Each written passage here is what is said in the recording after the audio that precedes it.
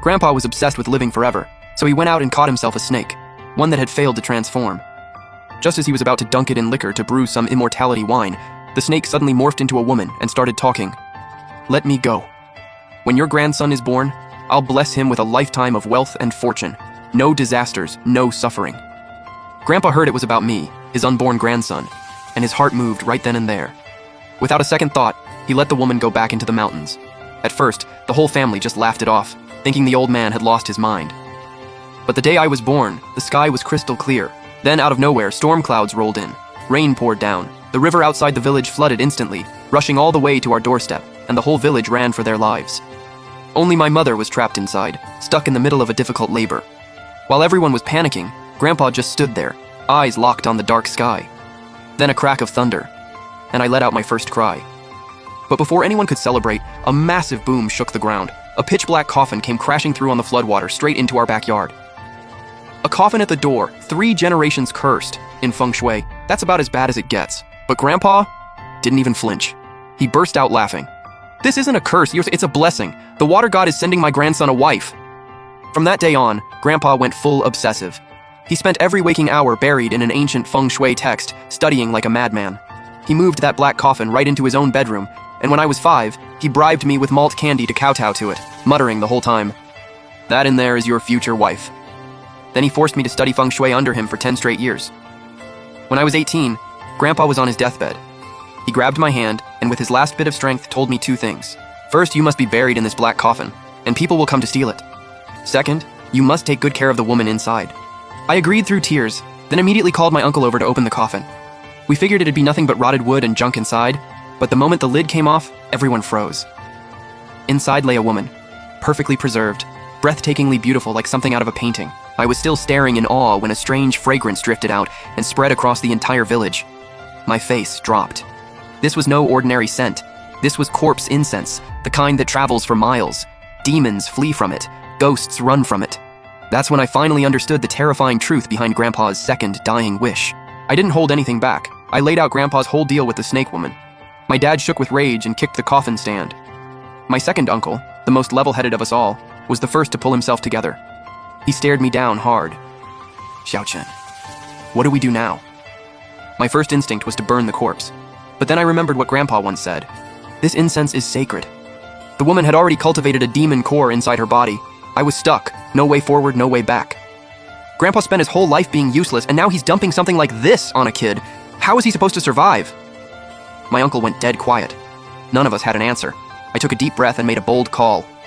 "Uncle, let's move her to the abandoned house up on the back hill."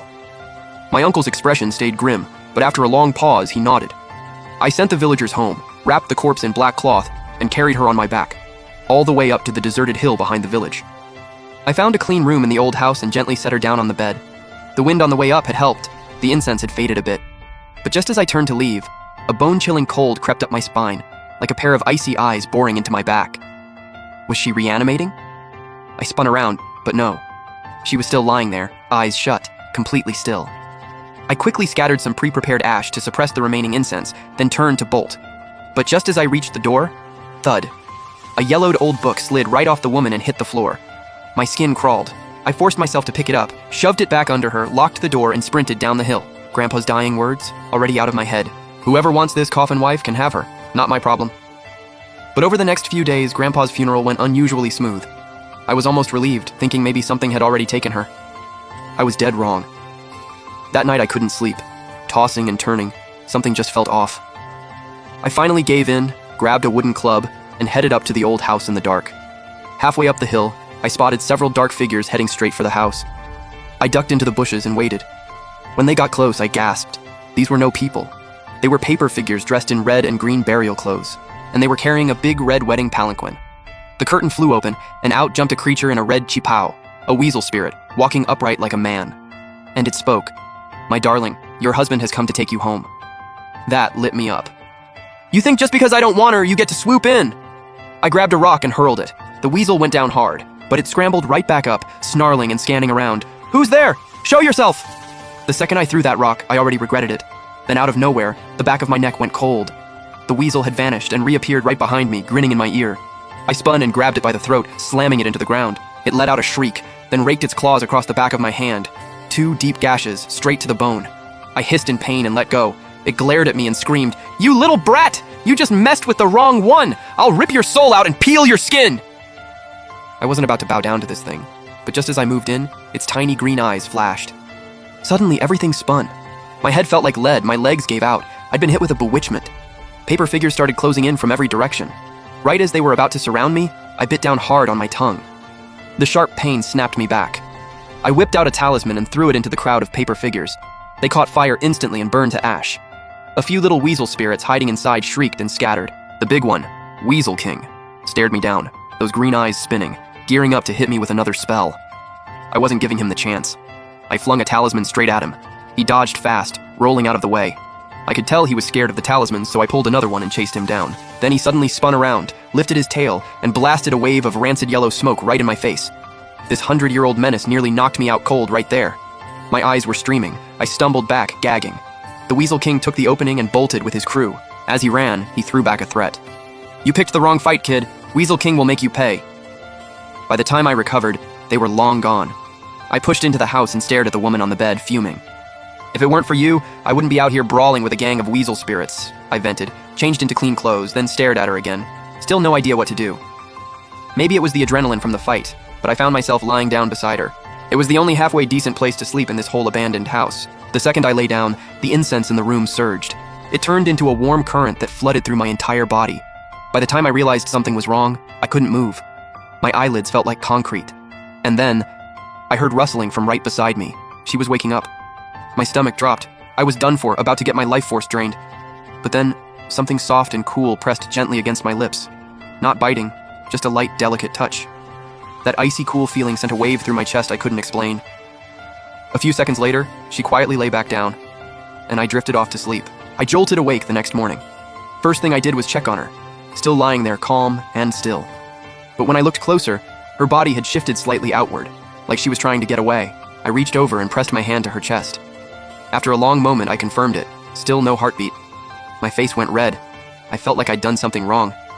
Before I left, I muttered at her, "Hell." I'd barely stepped out of the old house when I felt eyes on me. A small weasel spirit had been tailing me the whole time. I ignored it, went straight home, and locked myself in my room. When I flipped open the first page of the book, my jaw dropped. This was the second volume of Grandpa's feng shui manual, the one he'd always been missing. It all clicked. Grandpa's cultivation had always been half-baked, and now I knew why. He never had this core volume. And this book wasn't originally his. He must have taken the first volume from the woman's clan years ago, and she had been holding on to the second. The content inside was unlike anything I'd ever seen. It shattered everything I thought I knew about feng shui. I couldn't fully grasp it yet, but I knew it was on another level. The next day, I grabbed a rooster from the chicken coop and headed back to the old house. That little weasel spirit was still on my tail the whole way. I smirked to myself. You can't keep a weasel away from a chicken. This corpse was nothing but trouble, and I needed to deal with the Weasel King once and for all. When I got to the old house, I slaughtered the rooster right there in the yard. I made sure to splash the hot blood everywhere. The thick iron smell hit the air fast. The little weasel's eyes went bright green with hunger. But I wasn't after the small fry. I wanted to wipe out the whole crew.